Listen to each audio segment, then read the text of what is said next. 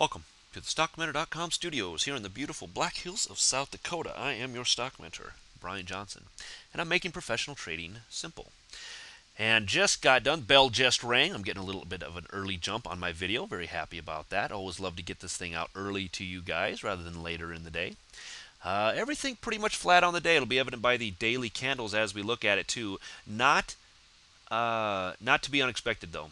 As I said yesterday, we got to push up and out of a particular trend line we were watching on the SPX. We'll look at that here in a second.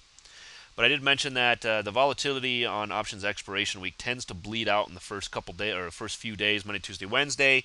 Tends to get kind of flat Thursday, Friday after the push up yesterday. Not surprising at all to see a sideways consolidation type of a day today. Probably not exactly what the Bulls wanted. Probably not exactly what the Bears wanted. Ended up flat on the day. We'll take a little bit deeper look at this here.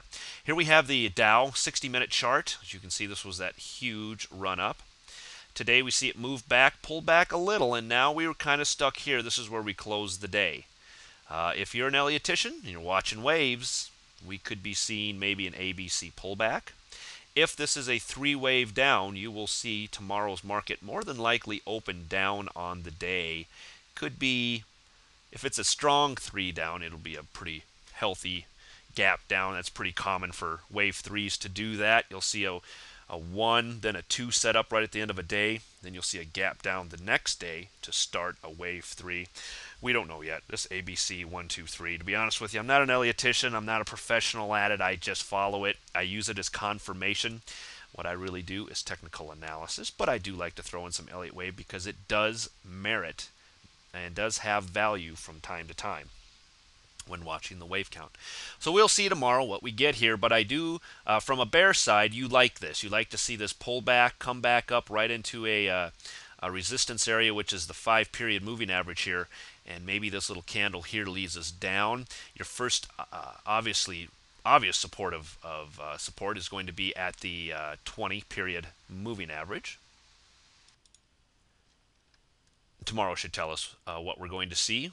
Maybe we get a little bit move up overnight and then a crash down. Maybe we get a gap down in the morning. I don't know. Maybe we don't move down at all. Very possible this could move flat across and move back up to new highs. Kind of a, like I said, a flat day in the market. Here on the NDX 60-minute, you can see where we were following this channel line on the way up. We have touched it here. We were burying it here. Got a very nice push back up by the NDX yesterday and right back into this upper channel line. That's what you want to see in a very healthy uptrend. You want to see it hit resistance, touch support, hit resistance, touch support, and then usually you don't want to see this. You don't want to see it continuing to bounce off of support. Usually, in a lot of cases, that ends up being very bearish for the stock. It does eventually fall off the table. This one obviously made its final, or made not a final, but it did make a push back up, and now it has touched the top of this here. Now we're back to basically break even. So if we're going to see anything to the downside tomorrow, it's got to get below this trend line, and more importantly, really below the 20-period moving average here on the 60-minute chart. That would really be of real substance to break below that and get down below the 1710-ish area on the NDX. On the weekly, we're watching this thing continue upwards. That candle still looks very healthy in its move to the upside. Now we do obviously have tomorrow left. Maybe we get, I'm saying if, for all you Ellioticians, if we get that wave 3 down tomorrow and it continues down, maybe we erase most or all of the week's gains, and we could come back down here and close the week below the 200-period moving average. That's what we want to be really watching tomorrow to see if we get another flat move sideways or if we get a sharp pull downwards. That would be a good sharp pull downwards would be very strong for the bears at this point, for obvious reasons. But if we can get below this 200 weekly moving average, that would have trapped probably a lot of bulls. A lot of bulls watch this get up and over here, and they might be more tempted to stay in that trade, especially if it gaps down tomorrow, thinking, it'll come back. We're going to be just fine. Well, we'll see if it's an opportunity to trap them. The Bears have not obviously taken any opportunities at this point to trap, to to trap any bulls. It's always been the other way around. It's been gap down in the morning, trap the bears, and then run it back up on them by the bulls. So it would be certainly a change of pace to see it go the other way. SPX on a 60, same type of a formation. Pull back, move back up here. Now, where do we go? We get a move back down tomorrow looking for a break below 1060. That was really a staunch support area today, that 1060 area was. 1060 to 1062 is what I was calling for my subscribers. 1062 I think is what I put on the letters on the ES futures I've been watching. It's been right around 1060 or 1062. But regardless, today we saw a stall right down here. Stayed there for, as you can see, about 2 hours down here at the bottom of this before moving back up, being a 60-minute chart. If we get a move down tomorrow, look for it to break this 1060 area. That'll be the first sign. Then it's 1055. Then it's 1050 after that. There is support level after support level after support level down here for the bears to break through. On a Friday, I don't know what kind of action we're going to see. Here's what we have been watching. This daily, see how it broke up and above very nicely, this upper trend line? Now, we've dojied out above it.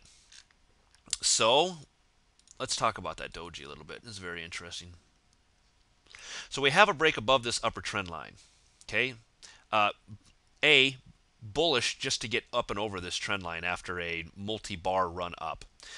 B, we have this doji here, and it is technically, until we get confirmation, it really is looking like a bearish reversal candle. This would be a harami up in this area. Regardless, it looks like a bearish reversal candle. Truth of the matter is, it's not any of those until we get confirmation. And I spoke about that yesterday. What I was looking for was, can the bears pull it back down and get it below this trend line today? Or will the bulls hold it above? Well, it held above for a day. Now, we did see the same thing back here. This looked like it was going to be very bearish too. Multi-bar run up, get that little doji, and yeah, no, I don't think I'm going down. I'm going to continue up. Now, do we get the same thing here? People are going to look back at this, and I'm sure a lot of traders are going to look at this and go, oh yeah, the thing's going up. Look, this is precisely what it did the last time. Okay, well, if we break to a new high tomorrow up over that 1075 area, then yeah, I would have a tendency to agree with that. But we need confirmation, and that's the only way you're going to know. If you play it before a breakup or before a breakdown, you're guessing for all practical purposes. So it'd be wise to just kind of let this thing play out in the early part of tomorrow and see which direction it wants to go and play it as such. This could be a continuation doji to the upside. It could be a reversal doji to the downside. You don't know until you get that confirmation candle. Even so, keep in mind, I'm not saying it can't happen, but keep in mind that if the bears drive this down tomorrow and break to new lows below this doji, they still have to get back below this trend line. If this thing goes lower tomorrow and closes above this upper trend line, all it is at that point is just another pullback before another move higher.